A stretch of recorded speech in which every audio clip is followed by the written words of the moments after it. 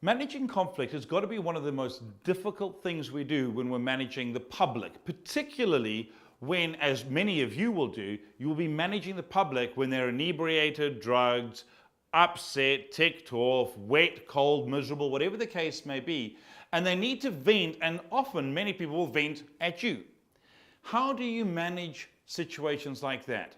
As we go to explore these and look at these, what I really want you to understand is that you are not responsible for other people's actions or reactions. You are only responsible for your own.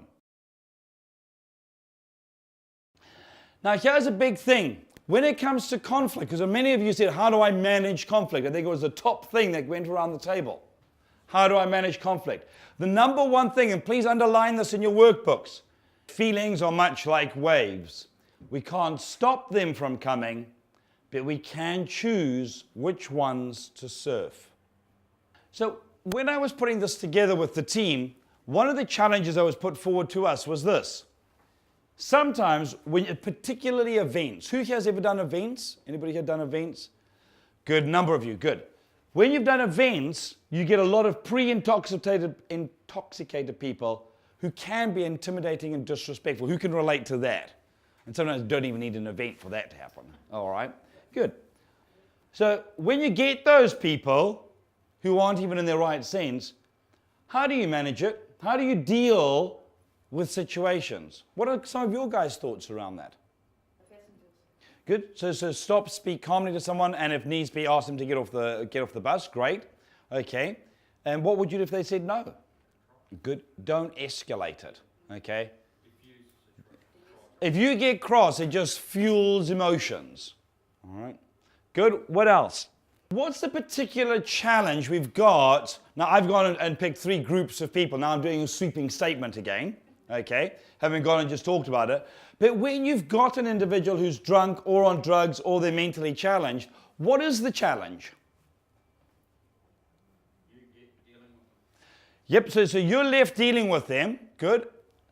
But the challenge is what they're under. Exactly, what they're under. Yeah. One of the things I've found whenever you're having to deal with people like this is that we come to a training session like this and we teach you reasonable ways to manage people. How often are those people reasonable? Hardly ever. Okay. Oh, and your basis for reasoning, is it the same as theirs?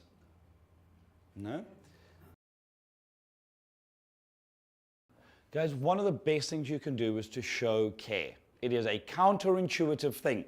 Your brain is broken into 3 parts. It's got a lot more than that. Very broadly speaking, it's got 3 parts. The very center of your brain is about the size of a walnut. Okay, it's called your reptilian brain.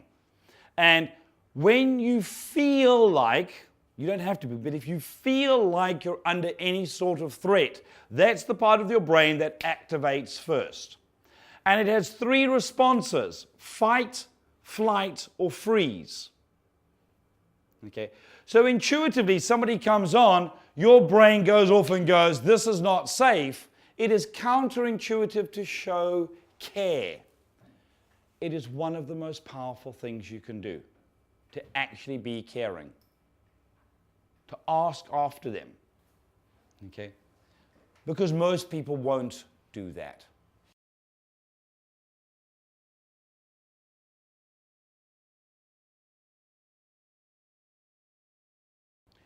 Something that can work very, very well, it's particularly when you've got people like this, staying calm, being respectful, being caring, okay, not looking them in the eye aggressively, or confrontationally, and also doing what we call the stuck record approach. Who knows what the stuck record approach is? Asking the same thing over and over again. Look, I'm terribly sorry, you're not going to be able to travel on the bus because you're intoxicated and we've got rules against that. You're going to need to get off.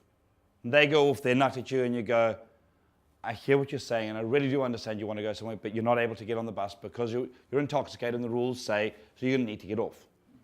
Okay? Very calm, and just keeping your voice and tone calm. Okay? It's called a stuck record approach, and if it is done with care, if it is done without getting in their space, if it is done without being confrontational, if it is done without judgment, then, and by the way, only then, does it work. Because you stay totally calm, totally caring, totally non-judgmental, and you just do what you're there to do.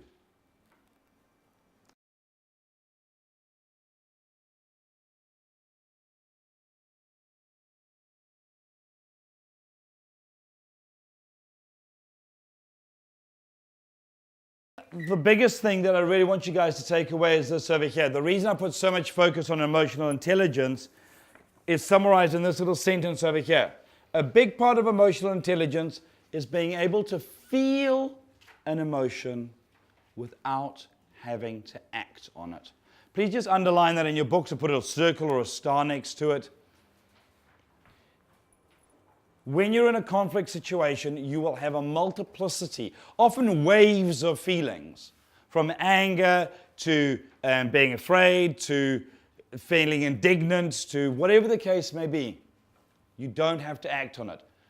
You can see the emotion, you understand why you're feeling it, you manage it internally, and then you use the emotion.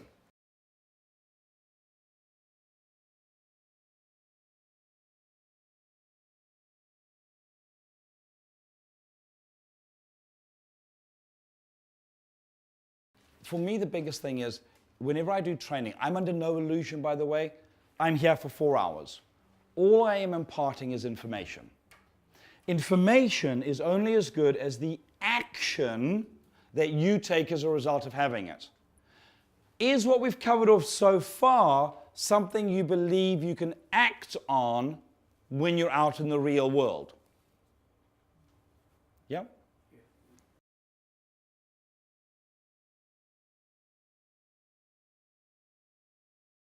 So to wrap up on the managing conflict, once again, I really want to restate and reiterate, you are not responsible for other people's actions and reactions, only your own.